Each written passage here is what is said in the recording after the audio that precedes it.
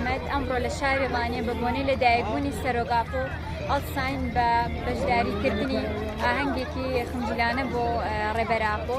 ئەو ئاهەنگەمان ساز کرد بە بەشداری مناڵ و گەنج و گەورە.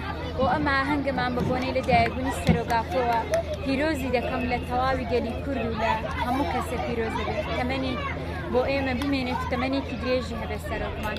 بۆ دڵخۆشی خۆم دەردەبڕم بەهۆی پەیامی سەرۆگاپۆوە بە بۆنەی ئەم پەیامەی کە بڵاو کرایەوە و هەروەها ئەمڕۆ زیاتر دڵخۆش بووین کە لەدایکبوونی سەرۆکی ئێمەیە.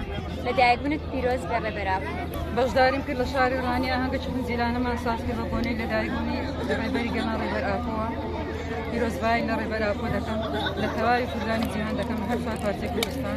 پیرۆزبایی لە گەویلەکانی سەرچیا دەکەم، لە هەر کوردەکی ئەو جیهانە دەکەم بە بۆنەی لەدایکبوونی سەرۆگاپۆ ڕێبەری گەلان.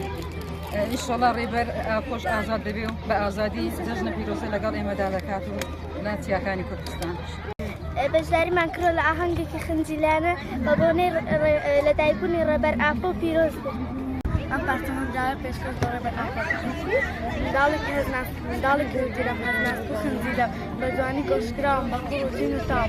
هاوڕەکانم خۆش ئەوێ پێوان دڵم نەسرەوێ هەمیشە لەگەڵیانم بەشێکن لە ژیانم کاتی گەمە و گفتوگۆ بێزانە ناکەم لەخۆ بە سۆز و ئایندۆم لە خۆمە نابنجێت سەدەکی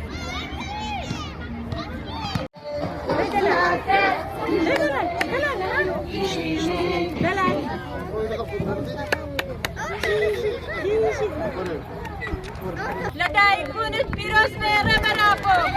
لەدایکبوونت پیرۆز بێ ڕێبەراپۆ.